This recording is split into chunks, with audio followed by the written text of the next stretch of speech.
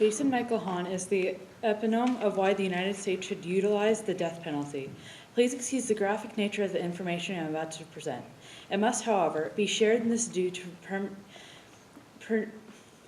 pertinent relation to this debate. According to USA Today, in 1999, Mr. Hahn brutally murdered his two-month-old son.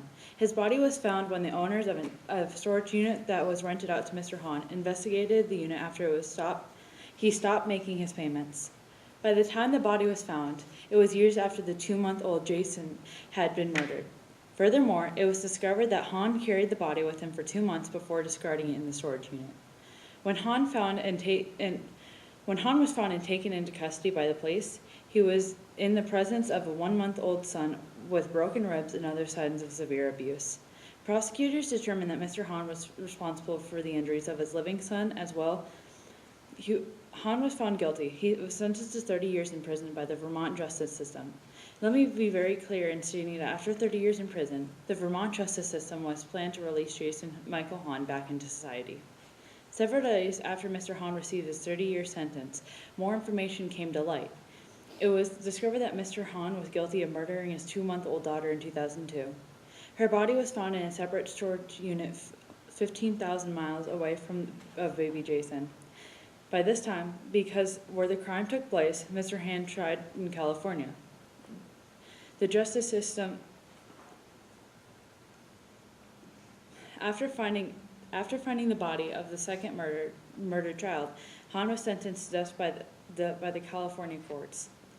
What's the difference between these two sentences? Well, while California certainly had additional information about Mr. Hahn's deranged tendencies, California also utilizes the death penalty, while Vermont does not. Even if all the information has been gathered before Mr. Hahn been tried in Vermont, he would still have been sentenced to death. Killing an individual murdered 2 of his own very young children and severely injured another. Demonstrates the inability to control impulses necessary to allow him to be part of our free society. What else could have happened if this murder was been released after only 30 years in jail? It was almost certain that he would murder again. Would you rest well knowing that this person was still alive? The death penalty should continue to be a punishment of crimes because capital punishment will deter criminals in committing crimes. Capital punishment is morally justified. The death penalty does not violate the Constitution. The death penalty will discourage people from murder. A British Columbian man murdered a girl he met through an online game. The man successfully murdered the girl and pleaded guilty for it. After he murdered her, he wrote, "Illinois does not have a death penalty, so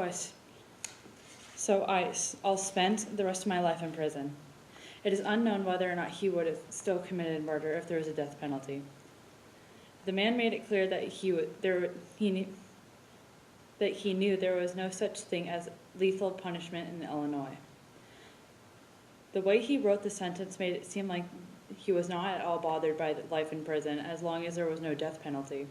In the article written by ABC News, the author, Rebecca Bryce, actually outlines how Australia is actually suffering an epidemic of crimes being committed by individuals that want to be placed in prison. In this article, she outlines how prisons provide nourishment and shelter and sense of security who might not have otherwise. Individuals being imprisoned in the United States also receive the same amenities. If prisoners were sentenced to the death penalty in this issue, it would not take place. What if Illinois did not have the death penalty? Maybe the young Chicago woman and Dmitry Simov murdered would still be here.